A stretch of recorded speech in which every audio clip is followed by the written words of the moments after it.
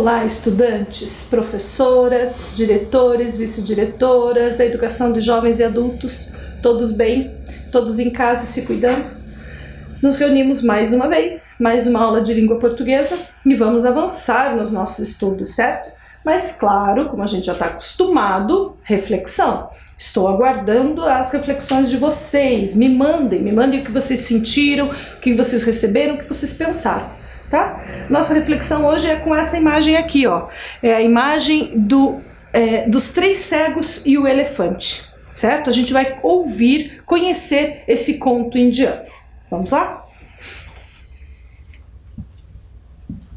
Certo dia, um príncipe indiano mandou chamar um grupo de cegos de nascença e os reuniu no pátio do palácio. Ao mesmo tempo, mandou trazer um elefante e o colocou diante dos cegos. Em seguida, conduzindo-os pela mão, foi levando os cegos até o elefante para que o apalpassem. Um apalpava a barriga, outro o rabo, outro a orelha, outro a tromba, outro uma das patas. Quando todos os cegos tinham apalpado o paquiderme, o príncipe ordenou que cada um explicasse aos outros como era o elefante. Então, o que tinha palpado a barriga disse que o elefante era como uma enorme panela.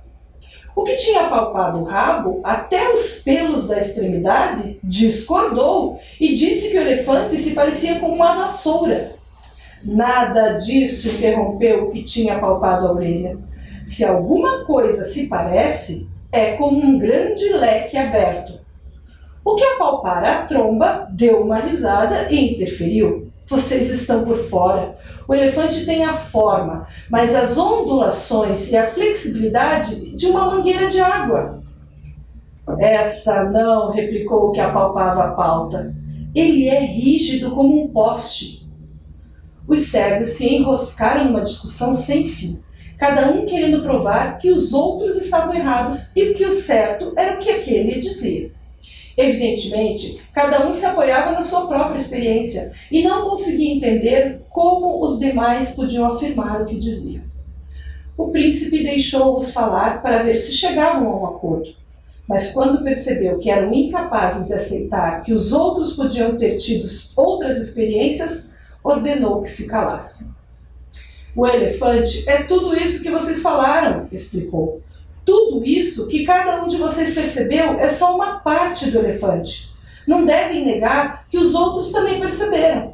Deveriam juntar as experiências de todos e tentar imaginar como a parte que cada um apalpou se une com as outras para formar esse todo que é o elefante. E aí, acharam o que dessa história?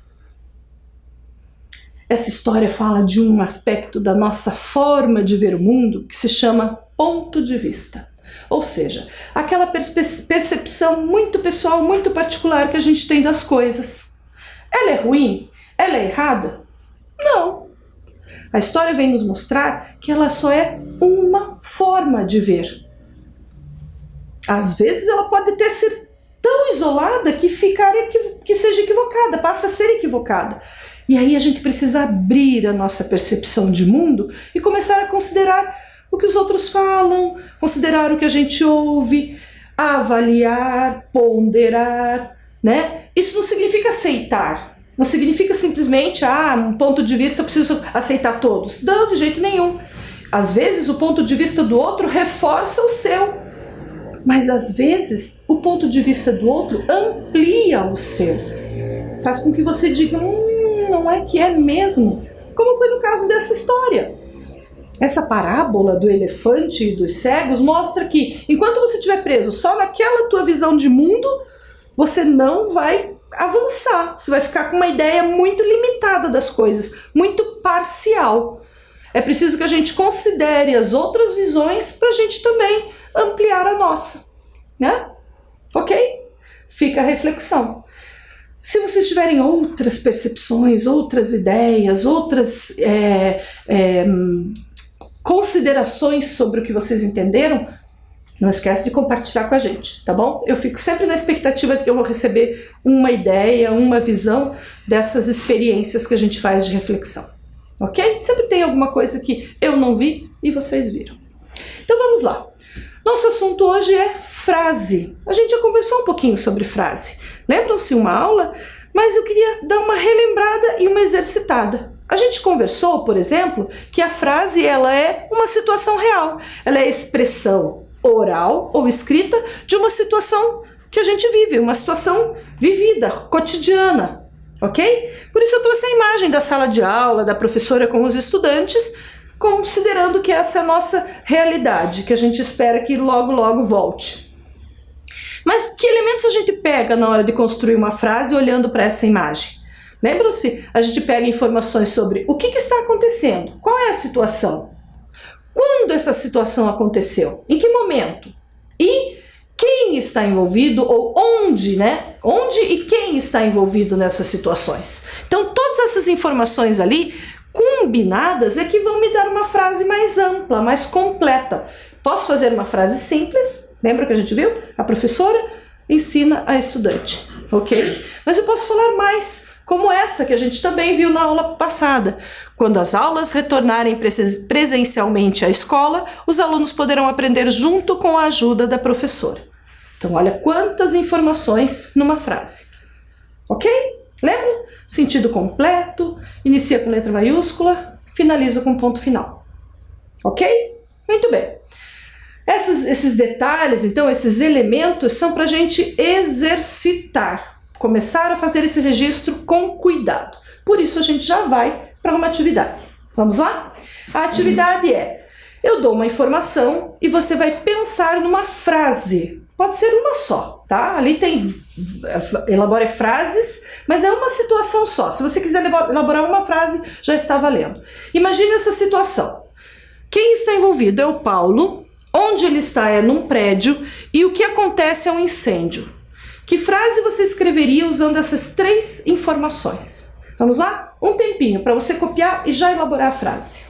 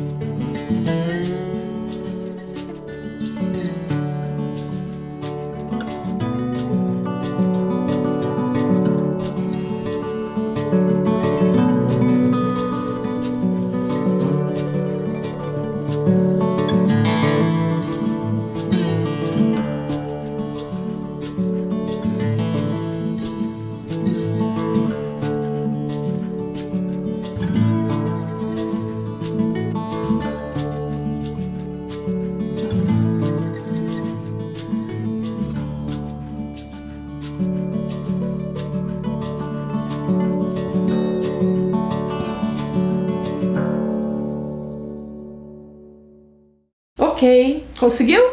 Vamos olhar o que eu elaborei? Lembrem, eu mostro só uma possibilidade, você pode fazer a sua. Eu pensei na seguinte frase, ó.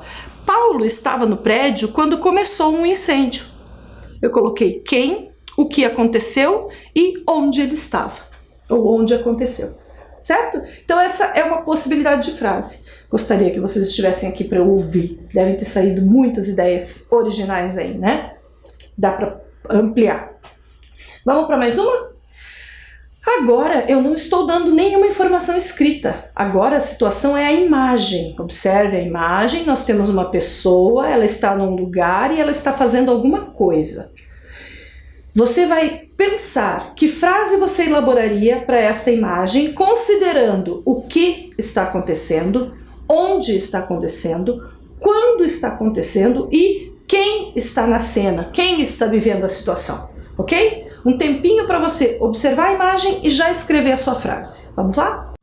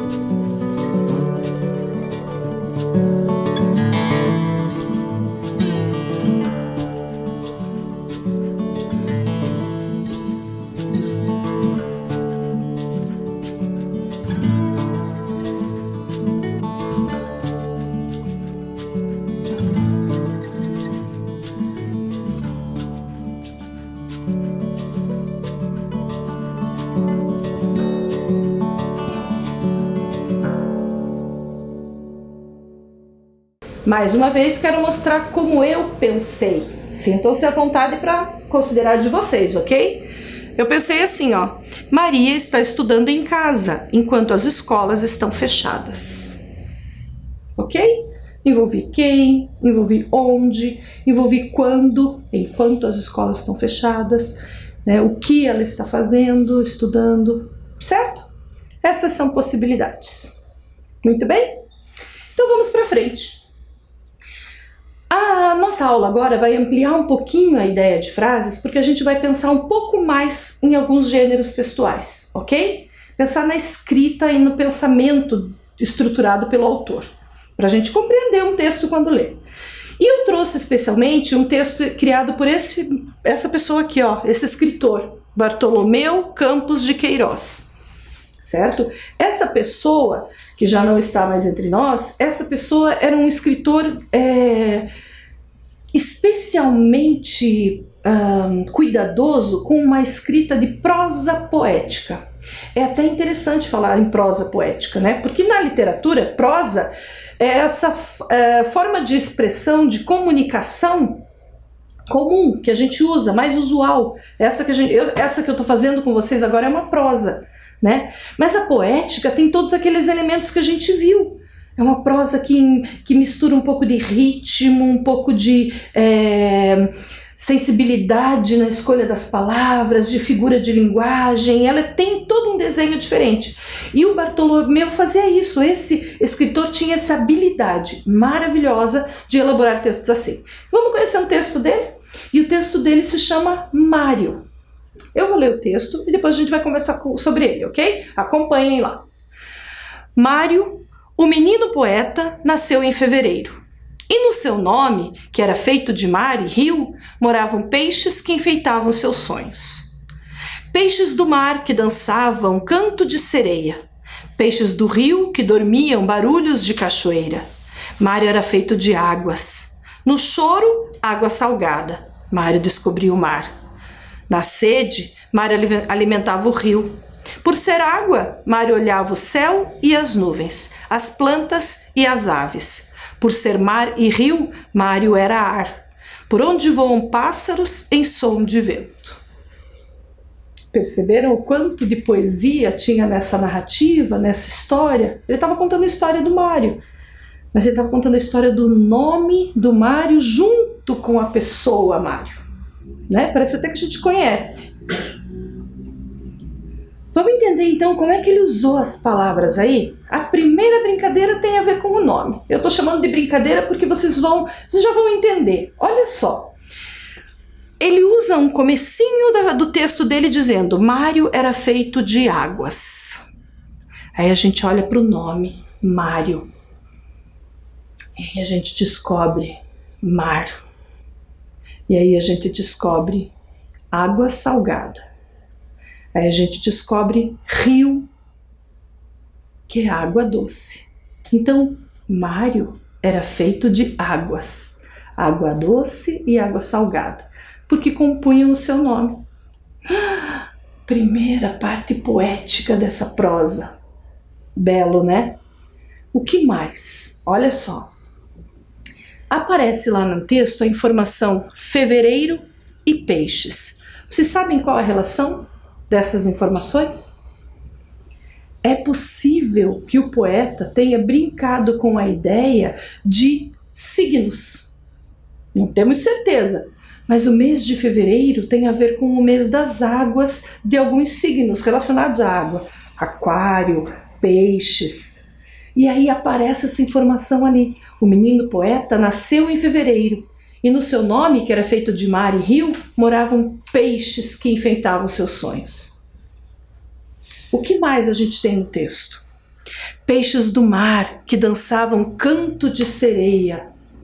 Dançavam canto de sereia. Olha ele relacionando com a ideia de folclore, com a ideia de magia, né? Toda aquela, sabe, que a gente sabe que tem a história das lendas da cultura do Brasil, né? As sereias são a marca, tem a gente conhece. As lendas, né, contam da história do canto das sereias, que eram estonteantes e sedutores para os marinheiros, né? Então, os peixes do mar que dançavam canto de sereia. Peixes do rio que dormiam barulhos de cachoeira. Esses barulhos de cachoeira, quem já escutou aquele barulhinho de queda d'água? Aquele barulho que no texto do Bartolomeu era quase uma canção de ninar para os peixes. Peixes que dormiam, barulhos de cachoeira. Mário era feito de águas. No choro, água salgada. Nossa lágrima, né? Quem já provou a lágrima, quando ela escorre no cantinho da boca, ela tem esse gostinho de sal. Essa água salgada é que fazia o Mário descobrir o mar. Na sede, Mário alimentava o rio. Né? Então, quando ele bebia água, quando ele sentia sede e bebia água, ingeria água, era o rio do seu nome, o rio do Mário, as águas que ele precisava para sobreviver. Por ser água, Mário olhava o céu, as nuvens, as plantas e as aves. Por ser água, imaginem a água do rio. Se a água do rio tivesse olhos, para onde ela olharia? Eu imaginei ela olhando para o céu, assim, como se a gente estivesse boiando sobre a água, né? Os mares também olham para o céu e conseguem enxergar as nuvens, as plantas e as aves, né? E por ser mar e rio, Mário também era ar. E aí a gente vai lá para um assunto de ciências. A água é composta de oxigênio, que é o elemento principal do nosso ar, o ar que a gente respira. E ele compõe a água. E o mar e o rio também, então, são ar. Mário era tudo isso na leitura do Bartolomeu. Não é lindo? Toda essa escrita, todo esse cuidado de brincadeira com que o autor, né, o escritor fez, com um nome que parece tão comum, tão corriqueiro. Quem conhece algum Mário agora já começa a pensar diferente sobre essa palavra, né? Mar e rio. Eu achei lindo brincar com o nome dessa forma. E é esse o nosso assunto hoje. Depois de apreciar esse texto belíssimo do Bartolomeu, a gente vai falar sobre nomes. E para falar sobre nomes eu trouxe uma imagem. Essa imagem ela tem algumas informações. Ó. É um time e esse time está sendo convocado. Então o técnico, que é a pessoa que está isolada lá do grupo, chama: "Ei, você?" Cada um responde: Eu. Não, o João. Eu. Só 4 responderam. Um já não é, porque ele não é o João. Não, o João Carlos. Eu. Só 3 responderam agora. 2 não. Não, o João Carlos Monteiro Borges. Ah, então sou eu. Aí a pessoa se identificou. O que você acha que vai ser o assunto da nossa aula? Como esse jogador foi identificado? O que você percebeu? Vamos analisar pedaço por pedaço dessa história? Essa é uma história também, hein?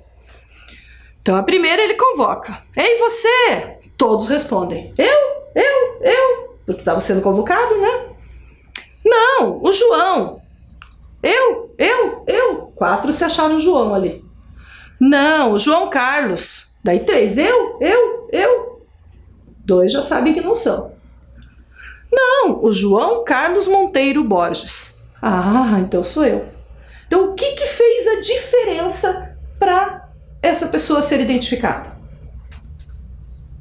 Muito bem, o sobrenome. Estamos fazendo uma aula então que vai falar sobre nome. Sobrenome, né? Vamos falar dos sobrenomes, ok? Para falar dos sobrenomes, a gente precisa lembrar algumas informações que a gente já conhece. Só vamos aqui refrescar. Primeiro, o nome e o sobrenome identificam as pessoas, isto é, indicam quem é quem, ok? Nome e sobrenome serve para isso. Então, quando eu tenho um nome completo, João Carlos Monteiro Borges, eu tenho o nome e o sobrenome, certo? E o sobrenome vem da onde? Qual é a história, ou constituição, ou organização dos nomes com sobrenomes? O sobrenome de uma pessoa geralmente é formado pelo sobrenome da mãe e do pai. Há pessoas, porém, que usam ou só o sobrenome da mãe ou só o sobrenome do pai. Sim, é isso. O nosso sobrenome está relacionado à nossa hereditariedade, ou seja, aos nossos pais, os nossos familiares, né? É o nosso parentesco. Em geral, a gente tem o sobrenome do pai e da mãe, mas não é impossível encontrar só com o sobrenome da mãe ou só com o sobrenome do pai.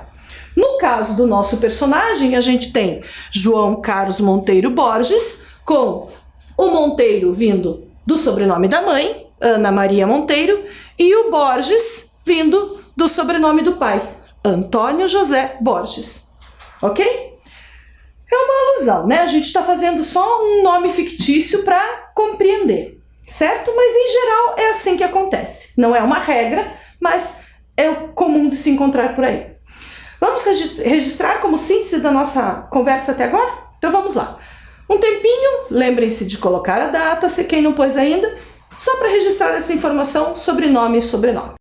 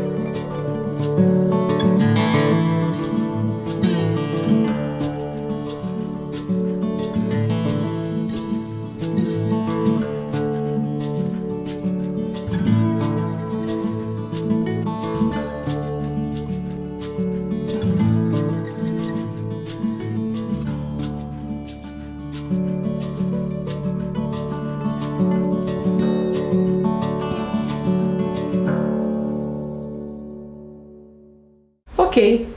Síntese registrada, nós agora vamos para uma atividade, ok? A atividade é bem simples, prática. Você pode até copiar de um documento se você quiser e até se você quiser deixar para fazer depois com calma.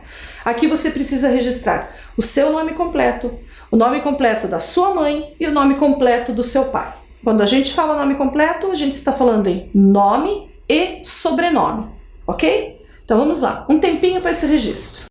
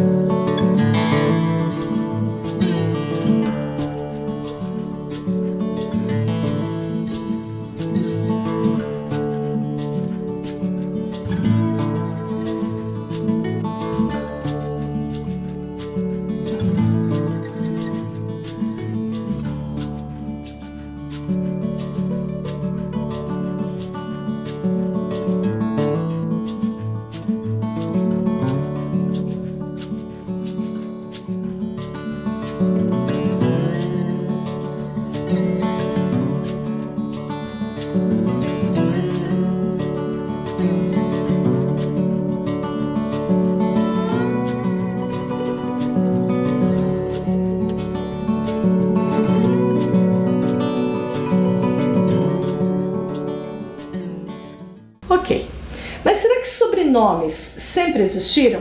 Será que eles têm, a gente sempre ouviu falar em sobrenomes nos nomes das pessoas? Então vamos conhecer um pouquinho da história dos sobrenomes. Acompanhe a leitura lá. Os sobrenomes representam a porção do nome de uma pessoa que está relacionada à sua ascendência, isto é, aos seus pais, avós ou bisavós. Todas as pessoas têm um sobrenome, porém nem sempre foi assim. Há centenas de anos, as pessoas eram conhecidas apenas por seus nomes. Os sobrenomes surgiram da necessidade de identificá-las com exatidão. Então, isso é bem importante a gente saber, porque antigamente as pessoas eram conhecidas como, por exemplo, eu sou a Fabiola, mas era a Fabiola filha da Almira, a Fabiola filha do Mário, entendeu? Então não tinha um sobrenome, elas eram conhecidas por quem eram os seus ascendentes, os seus pais, avós. Então era sempre com essa identificação. Então isso fez a necessidade de dizer, mas espera aí, qual Fabiola, qual Mário, né? De qual Almira, de qual família? Então foi sempre precisando fazer, aproximar mais para identificar melhor. Então, inicialmente, os nomes tinham a ver, os sobrenomes tinham a ver com o lugar onde as pessoas residiam. Olha que curioso, os nossos nomes, eles são, a grande maioria, de origem de Portugal, mas tem muitos também que vêm da Espanha, ou enfim, né, desses países que colonizaram nas imediações e que mesmo colonizaram o Brasil. Então os nomes vêm com essa história, uma história já desses países, dos colonizadores. Mas olha que curioso, o nome Rocha, por exemplo, sobrenome Rocha, Ribeiro, Silva, Costa, esses têm a ver com localização geográfica. Então se as pessoas, aquela família morava perto de Rochedos, é possível que o nome dela tenha ficado Rocha em função da posição geográfica de onde residiam. Ah, é a família lá das Rochas.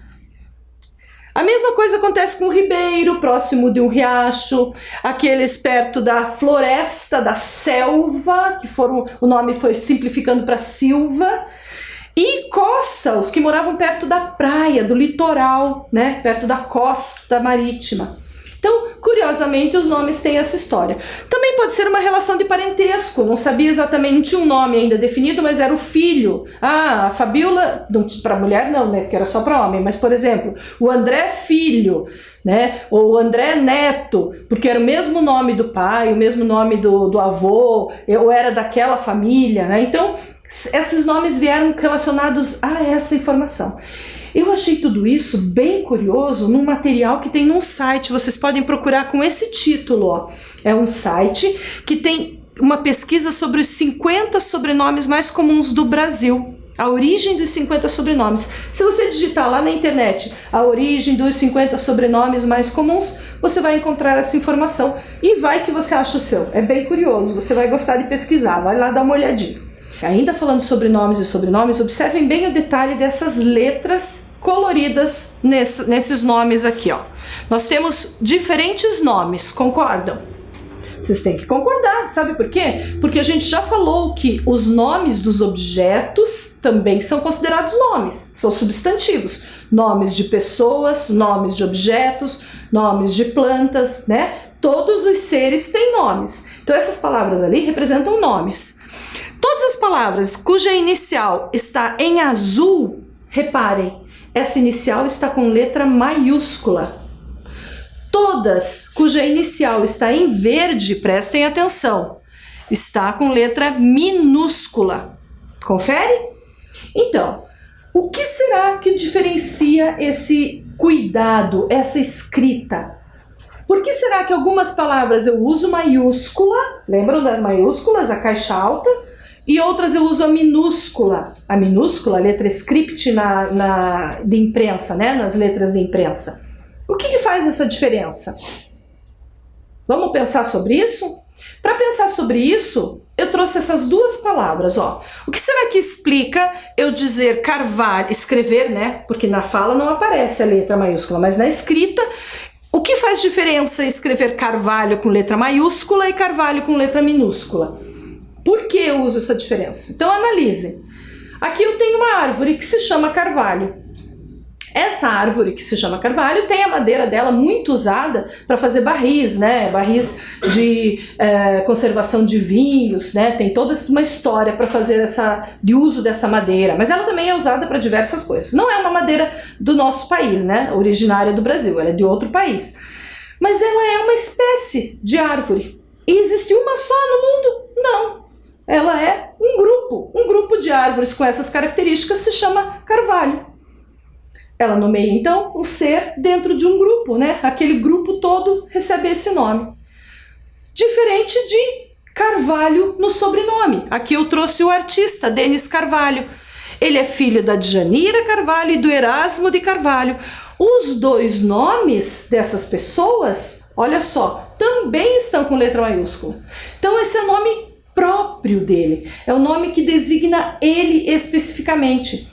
Então usamos a letra inicial maiúscula para escrever nomes de seres individuais, específicos, quando eu quero particularizar eles dentro de um grupo.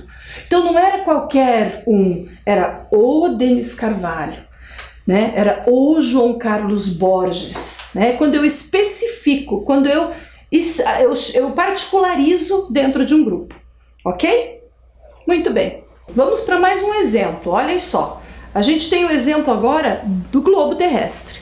Mas eu não peguei todos os lugares do globo terrestre, eu peguei especialmente o continente americano.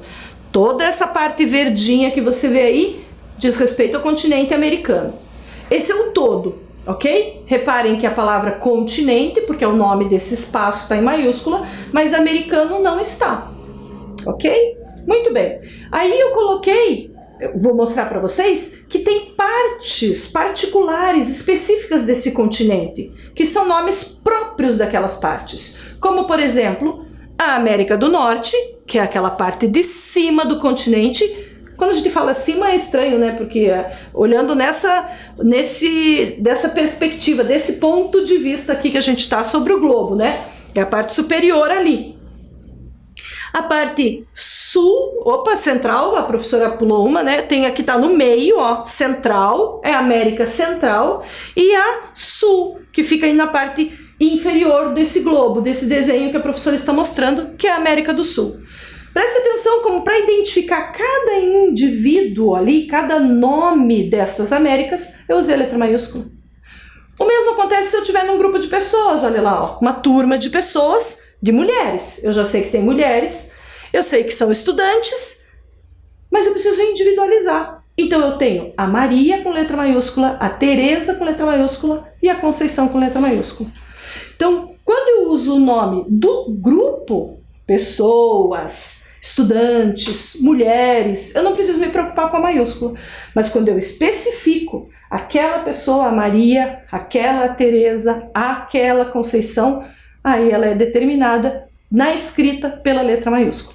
Por isso se chama nome próprio, ok? Individualiza. Meus amores, a aula está chegando ao fim, estamos encerrando. E para a gente finalizar, eu trouxe para vocês mais uma reflexão sobre pontos de vista. Deem uma olhada aqui, ó. A gente tem essa imagem, que é o que é mesmo? Uma árvore. Que curioso, com a copa bem verde, com a raiz ali bem presa na terra. Será? Ou será que era uma árvore assim, num campo bem gramado, e que tinha suas folhas ainda douradas, mais amareladas? Tudo depende de onde a gente olha, da nossa perspectiva e de como a gente quer ver as coisas. Fiquem com essa reflexão e a gente conversa na próxima aula. Tchau!